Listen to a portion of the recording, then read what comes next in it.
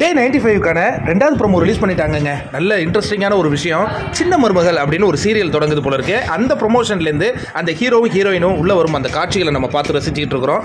எல்லாருக்கும் தெரிஞ்ச முகம் தான், எல்லா விஜய் டிவியில் ஒர்க் பண்ணுறவங்கனால. அவங்க வந்த உடனே விஷ்ணு கூட ஒரு நல்ல ஒரு ஃப்ரெண்டாக இருக்கார் போல இருக்கு.